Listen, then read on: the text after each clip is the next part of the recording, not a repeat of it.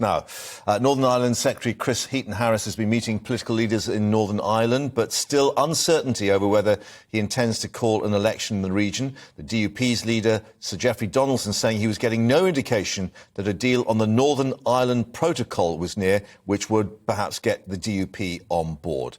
Let's get the latest now with our Northern Ireland reporter, Dougie Beattie. Dougie, I think probably the assessment is we're still in limbo.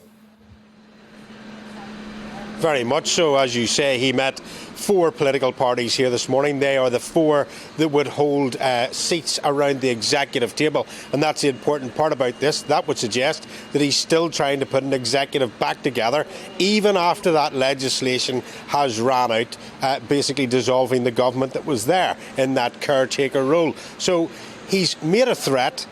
He obviously didn't know the Northern Irish parties would say, well, that's OK, you threaten an election, we will take one, why not? And if nothing is worked out at the end of that protocol, of course, well, everything stays the same and it will go into another 24 weeks before negotiations come again and that legislation runs out and they have another election. So it is an endless cycle until the protocol is sorted or some sort of routes are discovered.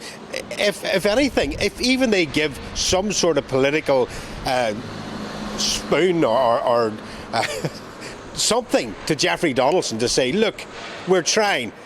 Politically, we're trying. At the minute, these are all low-level negotiations that are going ahead here, and the DUP doesn't seem to know anything that is going ahead politically in and around the protocol. Well, if he is to call an election for the 15th of December, which is the time that it would need to be for that PERDA period, he would have to do that by next Tuesday. The legislation itself runs out on the 19th of January. That's when it would have to be called, and therefore he would have to call an election for then on the 8th of December.